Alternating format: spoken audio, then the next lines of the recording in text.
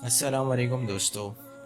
फाटक नवाब दौला में कोने वाला आखिरी मकान प्यारे मियाँ का था। छोटी सुर्ख ईंटों का शिकस्ता मकान तकरीबन खंडर था। दो कमरों के इस मकान में प्यारे मियाँ अपने बूढ़े बाप तबारक हुसैन, बदजुबान बीवी रोशन आरा और 6 माह के बच्चे फ़हीम के साथ रहते थे। मस्जिद के नुक्कड़ पर प्यारे मियाँ का साइकिलों में पंचर लगाने का खोखा था। प्यारे मियाँ सुबह 9 बजे अपने काम पर निकलते और शाम के झटपट 6 बजे वापस आ जाते। कम आमदनी की वजह से कोई दिन ऐसा नहीं होता था कि इनके घर में दाखिल होते ही इनकी बदमिजाज और बदजुबान बीवी की चीख व पुकार महल्ले में ना गूंजती हो। बर्तनों के पटकने के शोर के साथ वो प्यारे मियाँ को बुरा भला कहती और अपने बदनसीबी का रोना रोती।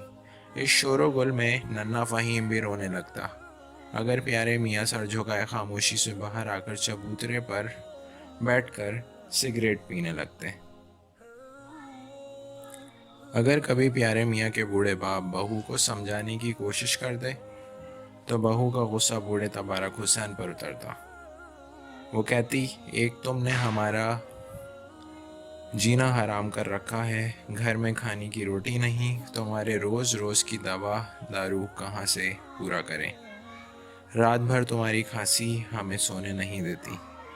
जब रोशन आरा की चीख पुकार ज़्यादा बढ़ी तो बड़े मियाँ लकड़ी टेकते बाहर आते और आंसू पोंछते हुए बाबू नाई की दुकान के तख्ते पर जाकर बैठ जाते। मोहल्ले वाले इस आए दिन चीख पुकार के आदी हो गए थे। एक दो बार महल्ले की ख़वातीन ने रोशन आरा को समझाने की कोशिश भी की, लेकिन वो उल्टा ख़वातीन पर बरस पड़ती। दिसंबर की एक बहुत ठंडी रात मगरिब की अजान के बाद जब प्यारे मियाँ मामूल के मुताबिक घर आए तो रोशन आरा इनको देखते ही बरस पड़ी। आ गए निकट्टू, मालूम है घर में आटा नहीं है। इस पर और सुनो अपने लाडले अब्बा जान की। आज वो बिरयानी की फरमाइश कर रहे थे। शर्म नहीं आती बड़े मियाँ को। इस उम्र में बच्चों की तरह ज़ुबान के चटखारे सूझ रहे हैं। कब से कह रही हूँ कि कुछ दिन के लिए इनको अपनी बहन कुलसूम के घर हसनपुर भेज दो। अब इस घर में या तो मैं रहूँगी या बड़े मियाँ। आज प्यारे मियाँ की दो गाहकों से तू मैं भी हो गई थी। सुबह से कुछ बुखार भी था। वो भी गुस्से से बेकाबू हो गए और बूढ़े बाप पर फट पड़े। अब्बा, आपको शर्म नहीं आती? घर में फाकों की नौबत है और आपको बिरयानी चाहिए। आपकी वजह से घर में हर वक्त हंगामा रहता है। आप इसी वक्त घर से निकल जाएं। तो बूढ़े बाप ने दबी हुई आवाज़ में ये कहा, लेकिन बेटा इस सर्द रात में मैं कहाँ जाऊँ? बूढ़े बाप ने सिसकते हुए कहा।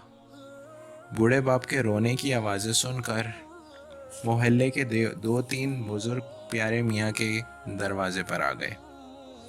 बाहर बुलाकर इनको समझाया, शर्म दिलाई कि ये क्या कर रहे हो। लोगों के समझाने पे कुछ शोर कम हुआ, फिर भी दरवाजे में पड़े पलंग पर लेटे बूढ़े तबारक हुसैन की सिसकियों की आवाज़ें देर तक आती रहीं।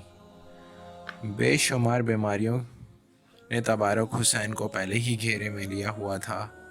इस वाक़े के 3-4 दिन बाद वो अल्लाह को प्यारे हो गए। दोपहर तक प्यारे मियाँ की बहन कुलसूम भी आ गई। प्यारे मियाँ बूढ़े बाप के जनाजे के नज़दीक बैठे हिचकिचियों से रो रहे थे। अपने प्यारे मियाँ ने अब्बा की पसंद की बिरयानी की 2 देगें भी पकवाई थीं। गुरबा में खाना तकसीम करने के लिए उन्होंने ये दोनों देगें भिजवा दी।